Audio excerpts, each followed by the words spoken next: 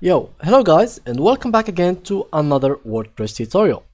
In this video, I will show you how you can actually save your backup database in your PC, and or you can, for example, later on re-upload it on your website and have all your data saved. So first of all, please make sure that you have opened your wordpress.com/wp admin. This page will allow you to see this window that is in front of me, which is the dashboard. Now, after you open the dashboard, it will ask you to write your username and after that your password.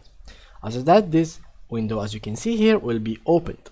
So in order to save our website, what you'll have to do is get a plugin which called all-in-one. So what you'll have to do is go here, plugins, and click on add new.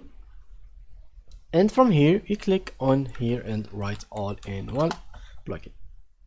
Sometimes you will find it already installed in your WordPress, so what you'll have to do is update it. So let's click on update now, and now we will wait until it's fully updated. This plugin is really useful, so please make sure that you will follow my tutorial until the end, so you will understand everything about it. So now after it's updated, we go to installed plugins, and from here you search for the plugins which is all-in-one. So just like that, we will find it, I think, in inactive.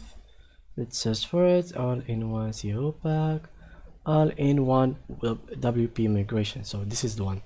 So now what you will have to do is activate it by clicking on activate, and after that it will show up in this section in here.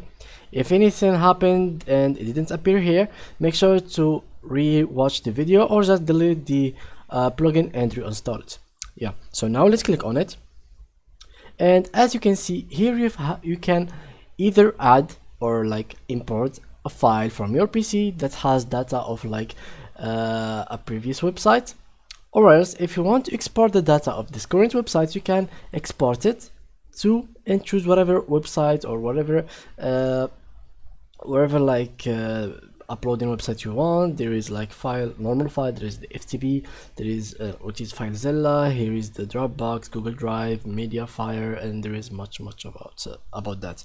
So you can pick whatever you feel like and you can select it, and it will be exported to your PC. And later on you can just drag it again using the same plugin, and you can drag the data to your website. So guys, that's how you can actually save the database backup. So thank you guys for watching, and see you in the next tutorial. Bye bye.